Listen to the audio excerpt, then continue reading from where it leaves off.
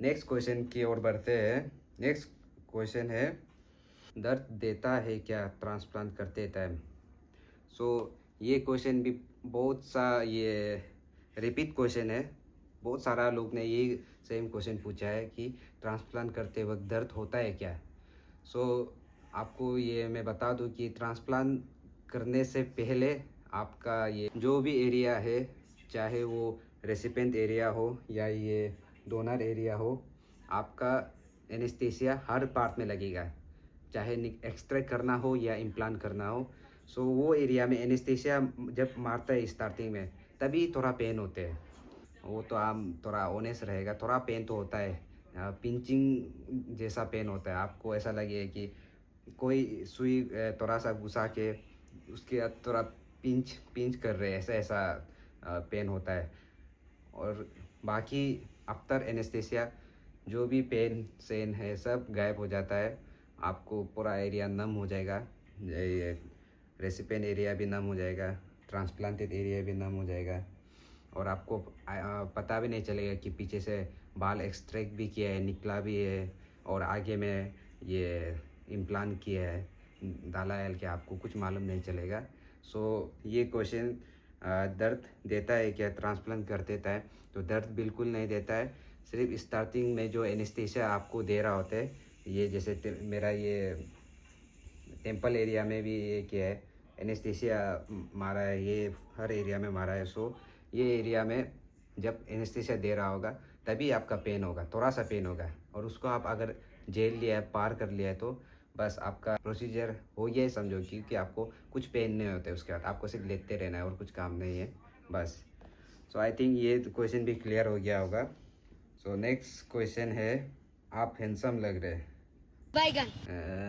ये हम खुद से कमेंट किया था, हैंडसम लग रहा है के, मज़ाक किया। मेरा फॉलोअर्स लोग बहुत सारा ये कमेंट कर रहा था और मैसेज भी कर रहा था कि आफ्टर हेयर ट्रांसप्लांट हैंडसम हो गया एल के। सो उन सब के लिए थैंक यू सो मच, मेरे ब्रदर्स लोग जो मुझे इतना कम्प्लीमेंट कर रहे हैं कि लुक्स चेंज हो गया है और थोड़ा अच्छा दिखना शुरू हो गया है। सो उन सभी के लिए थैंक यू सो मच दिल से। और अभी तो फ़िलहाल शुरू है, फाइनल रिजल्ट आएगा तो और थोड़ा लुक्स निकल के आ सकता है। सो आप लोग फाइनल रिजल्ट तक का वेट कीजिए, उसमें देखते हैं। बढ़ते हैं नेक्स्ट क्वेश्चन की ओर। डाइट में कुछ रेस्ट्रिक्शन है क्या? डाइट में कुछ रेस्ट्रिक्शन नहीं है।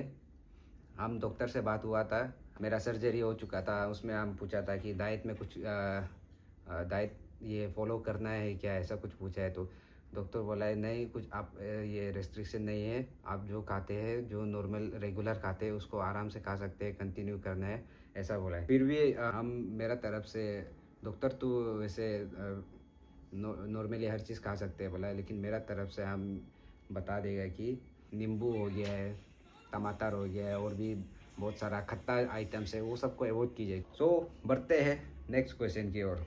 कितना दिन से बाहर निकल सकते हैं?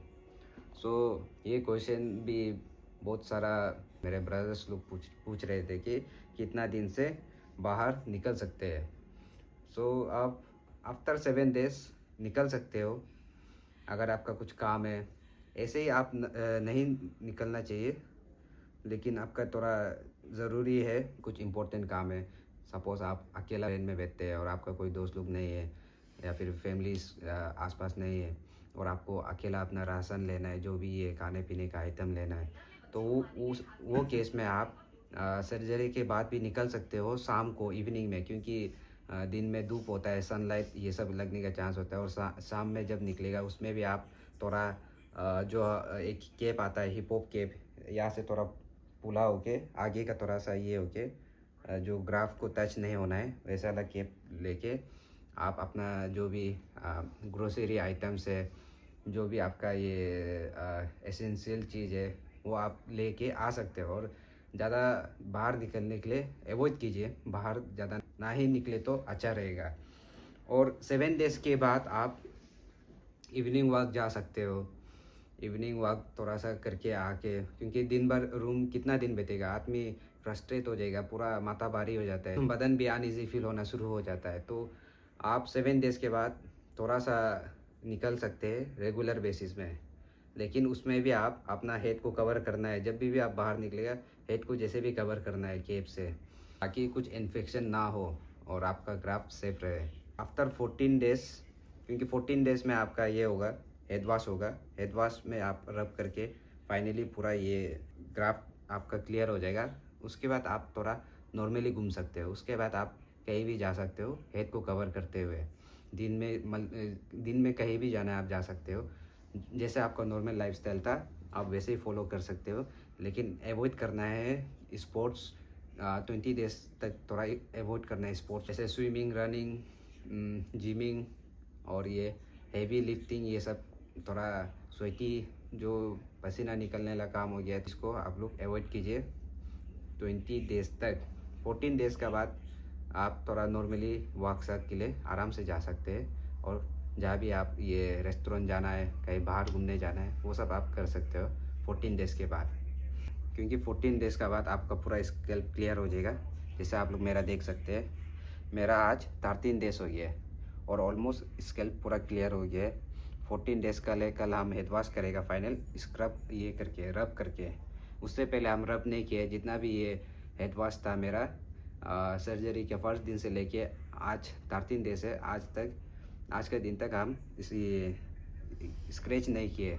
सो ये स्क्रैच नहीं करके नॉर्मल वॉश करके मेरा ऑलमोस्ट सब क्लियर हो गया। आप लोग देख सकते रहा होगा, जो भी गंदा था पहले, यूजुअली स्कैब्स जमा होते हैं आफ्टर सर्जरी, पूरा ये ब्लड क्लोथिंग हो गया है और ये स्कैब्स जमा होता है, तो वो सब अपना से साफ हो गया मेरा।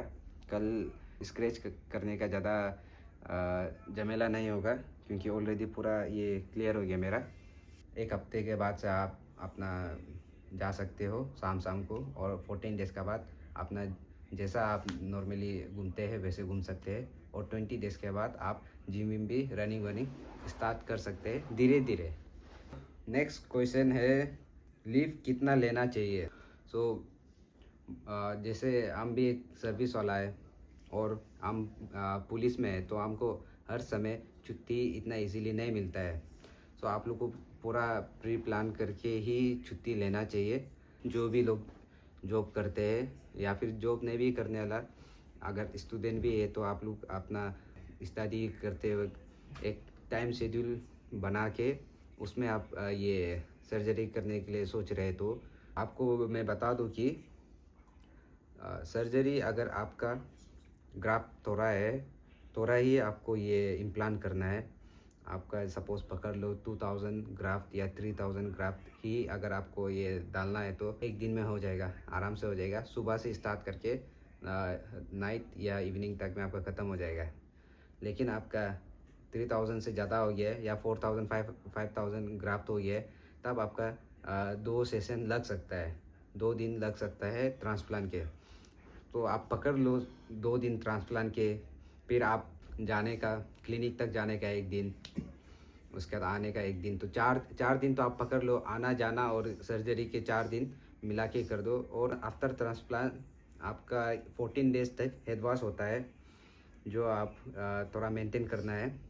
14 डेज हेड वॉश होने के बाद आप थोड़ा फ्री स्टाइल हो सकते हो। तो सब कुछ टोटल में मिला के 20 डेज से एबोव का छुट्टी लीजिए, तो आपका सर्जरी केयर भी कर सकेगा। आफ्टर सर्जरी अपना स्कैल्प का ज़्यादा आप ये केयरिंग कर सकेगा। सो मेरा तरफ से यही सजेशन रहेगा कि आप 20 से एबोव का छुट्टी लेने ट्राई कीजिए। 25 डेज 30 डेज जितना भी आपका लेने का कैपेसिटी है आप ले लीजिए, बट 20 से कम ना ही लो, तो मैं यही एडवाइस करूँगा, ताकि आपका हर चीज़ स्मूथली हो जाए, आपका सर्जरी भी आराम से हो जाए और आप आके घर में थोड़ा रेस्ट करके उसके बाद वापस ड्यूटी ज्वाइन करना भी चाहते हो, तो आपका हर चीज़ सेटल हो चुका हो, ग्राफ पूरा सेटल हो चुका हो, जल्दबाजी करना नहीं पड़ेगा। इसलिए 20 से एबोव का लीव लीजिए अगर लेना चाहते हो। सो नेक्स्ट क्वेश्चन है आफ्टर हेयर ट्रांसप्लांट पेन कैसा होता है। आफ्टर हेयर ट्रांसप्लांट पेन कैसा होता है। एक क्वेश्चन था कि ट्रांसप्लांट होते वक्त पेन कैसा होता है, और ये क्वेश्चन है कि ट्रांसप्लांट का बाद पेन कैसा है। सो इसका भी बहुत सारा क्वेश्चन आया था। पेन कैसा है आफ्टर हेयर ट्रांसप्लांट, तो मैं बता दूं कि पेन आपका थोड़ा सा रहता है डोनर एरिया में। जब आपका एनेस्थीसिया धीरे धीरे कम होना शुरू हो जाता है, ये असर कम होना शुरू हो जाए, तो आपको यहाँ पे अगर टच होता है तो तब थोड़ा पेन होता है। रेसिपिएंट एरिया में जब आप गलती से टच करेगा तो आपका पेन होना स्टार्ट हो जाए, थोड़ा सा पेन होगा।